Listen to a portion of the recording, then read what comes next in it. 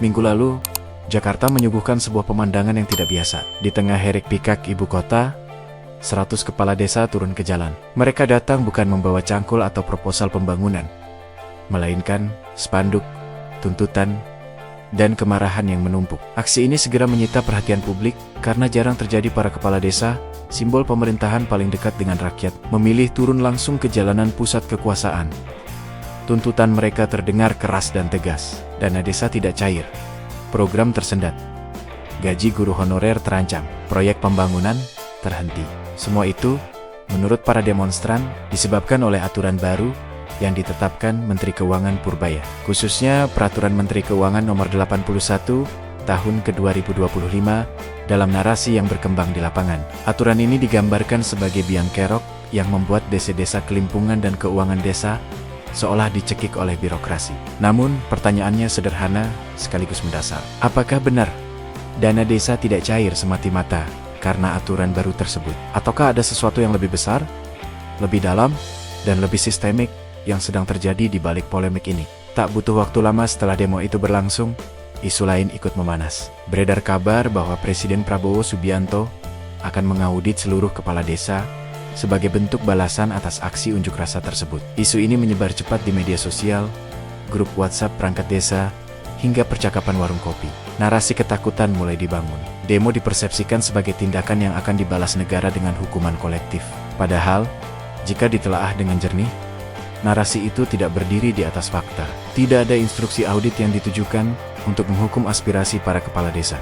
Dalam sistem demokrasi, demonstrasi adalah hak konstitusional warga negara. Sementara audit adalah prosedur tata kelola negara yang bersifat rutin, legal, dan sudah lama dijalankan. Keduanya tidak berada dalam relasi balas dendam, melainkan dalam kerangka hukum yang berbeda. Sejak akhir 2024, Presiden Prabowo memang telah mencanangkan penguatan pengawasan dana desa sebagai bagian dari agenda besar transparansi anggaran negara. Tujuannya jelas, memastikan bahwa setiap rupiah uang publik benar-benar sampai dan dimanfaatkan untuk kepentingan rakyat. Audit dalam konteks ini bukanlah ancaman, melainkan instrumen kontrol. Negara tidak sedang mencari musuh, negara sedang menertibkan sistem. Disinilah letak persoalan yang kerap luput dari perdebatan publik. Banyak pihak terlalu cepat menyimpulkan bahwa PMK nomor 81 tahun 2025 adalah aturan yang tiba-tiba, represif, dan menyulitkan desa. Padahal, jika dibaca secara utuh, regulasi ini justru menegaskan prinsip yang selama ini sering diabaikan, yakni disiplin administrasi, transparansi penggunaan anggaran, dan akuntabilitas pelaporan. Aturan ini memang mengubah pola lama. Jika sebelumnya pencairan dana desa relatif longgar, kini prosedurnya diperketat.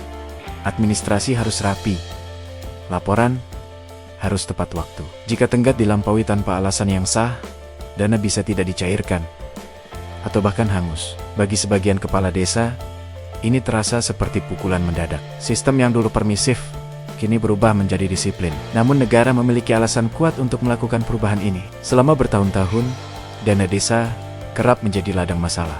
Laporan fiktif, proyek tak jelas, dana mengendap tanpa manfaat, hingga kasus-kasus penyelewengan yang terus berulang. Dalam kondisi seperti ini, negara dihadapkan pada pilihan sulit, membiarkan sistem lama berjalan dengan segala kebocorannya, atau mengambil risiko politik dengan memperketat aturan. Pemerintah memilih opsi kedua, dan pilihan ini tentu tidak nyaman bagi semua pihak. Di sisi lain, klaim para kepala desa juga tidak sepenuhnya bisa diabaikan. Di lapangan, ada desa-desa yang benar-benar kesulitan. Proyek sudah berjalan, tapi dana belum turun. Guru honorer menunggu gaji.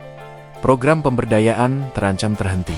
Dalam konteks ini, negara memang dituntut untuk memastikan bahwa transisi kebijakan tidak menimbulkan kekacauan pelayanan publik di tingkat desa. Namun, perlu dibedakan antara masalah implementasi dan niat kebijakan. Jika administrasi belum siap, solusinya adalah pendampingan, bukan pelonggaran prinsip. Jika aparat desa belum terbiasa dengan sistem baru, jawabannya adalah pelatihan, bukan kembali ke pola lama yang penuh celah. Isu audit yang beredar pasca demo sesungguhnya mencerminkan satu hal yang lebih dalam, yaitu ketakutan terhadap transparansi. Audit seharusnya menjadi hal biasa bagi pejabat publik. Jika dana dikelola dengan benar, audit justru menjadi perlindungan. Ia membuktikan bahwa tidak ada yang disembunyikan. Maka ketika audit justru dipersepsikan sebagai momok, publik patut bertanya, apa yang sebenarnya ditakutkan? Fakta di lapangan menunjukkan bahwa kekhawatiran negara bukan tanpa dasar. Kasus demi kasus, penyalahgunaan dana desa terus bermunculan di Sukabumi. Misalnya, publik dikejutkan oleh dugaan penggelapan dana desa dan anggaran dana desa tahun 2025 senilai lebih dari setengah miliar rupiah. Dana yang seharusnya dialokasikan untuk insentif RT RW, ketahanan pangan, dan pembangunan justru mengalir ke rekening pribadi bendahara desa. Modusnya klasik, tapi dampaknya besar. Stempel lembaga dipalsukan, pencairan dilakukan tanpa prosedur yang benar, dan dana publik berubah menjadi alat menutup cicilan pribadi. Kasus ini baru terungkap setelah bendahara desa menghilang dan akhirnya menyerahkan diri ke kejaksaan. Inspektorat daerah pun turun tangan, melakukan audit mendalam. Kasus lain datang dari Manggarai Barat. Seorang kepala desa mengakui telah menggadaikan mobil operasional BUMDes demi kepentingan pribadi. Akibat tunggakan cicilan, aset desa disita. Tidak hanya itu, dana desa yang seharusnya digunakan untuk pembangunan justru disalahgunakan. Semua ini bukan cerita lama, ini terjadi sekarang. Di tengah polemik dana desa dan tuntutan pencairan cepat, di titik ini publik dihadapkan pada dua realitas yang bertolak belakang. Di satu sisi, ada kepala desa yang menjerit karena dana tak cair. Di sisi lain, ada kepala desa dan perangkat desa yang terbukti menyalahgunakan dana yang sudah dicairkan. Negara tidak bisa menutup mata terhadap salah satu sisi saja. Namun cerita dana desa tidak selalu gelap. Ada juga kisah-kisah terang yang jarang mendapat sorotan. Kepala desa yang berintegritas, inovatif, dan mampu memanfaatkan dana desa untuk benar-benar menggerakkan ekonomi lokal. Ada desa yang BUMDesnya berkembang, membuka lapangan kerja, dan mencetak omzet miliaran rupiah. Ada kepala desa yang menghibahkan aset pribadi demi pelayanan publik. Ada desa yang mampu meraih penghargaan karena tata kelola lingkungan dan pemberdayaan masyarakat yang unggul. Kisah-kisah ini membuktikan satu hal penting. Dana desa bukan masalahnya. Aturan bukan musuhnya. Yang menentukan adalah manusia di balik kebijakan itu. Integritas, kapasitas, dan orientasi pengabdian. Dana desa secara filosofis lahir dari Undang-Undang Nomor 6 Tahun ke-2014. Undang-undang ini menandai pergeseran paradigma besar. Desa tidak lagi diposisikan sebagai objek pembangunan, melainkan sebagai subjek yang berdaulat. Negara memberikan kepercayaan sekaligus tanggung jawab. Kepercayaan itu diwujudkan dalam alokasi anggaran langsung dari APBN. Tanggung jawabnya adalah memastikan dana tersebut benar-benar kembali ke rakyat. Tujuan dana desa jelas: membangun infrastruktur dasar, meningkatkan kualitas hidup masyarakat, memberdayakan ekonomi lokal, dan dalam situasi tertentu, menangani keadaan darurat. Ketika bencana melanda, seperti banjir di sejumlah wilayah Sumatera, dana desa bahkan diberi fleksibilitas untuk dialihkan ke penanganan darurat. Negara tidak kaku. Yang diminta hanya satu: tetap transparan dan dapat dipertanggungjawabkan. Maka polemik PMK nomor 81 tahun 2025 seharusnya dibaca dalam kerangka besar ini.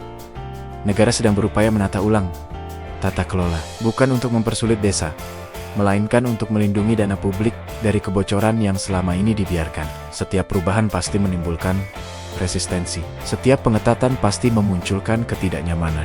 Pertanyaannya sekarang bukan lagi apakah aturan ini menyulitkan atau tidak. Pertanyaan yang lebih penting adalah, apakah kita ingin dana desa benar-benar menjadi alat kesejahteraan? Atau sekadar menjadi rutinitas anggaran tanpa kontrol? Audit bukanlah hukuman.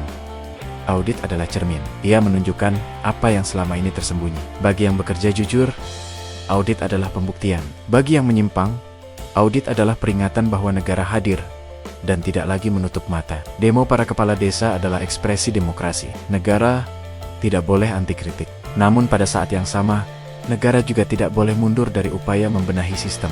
Transparansi bukan pilihan, melainkan keharusan. Dana desa bukan hak pribadi, melainkan amanah publik. Di tengah semua kegaduhan ini, satu pesan penting perlu ditegaskan.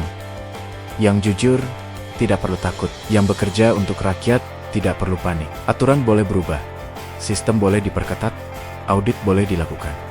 Tetapi tujuan akhirnya tetap sama: memastikan desa menjadi fondasi kuat bagi masa depan Indonesia. Dana desa adalah cermin wajah negara di tingkat paling bawah. Jika cermin itu retak, yang rusak bukan hanya desa, tetapi kepercayaan publik. Dan disitulah sesungguhnya pertaruhan terbesar dari polemik ini berada.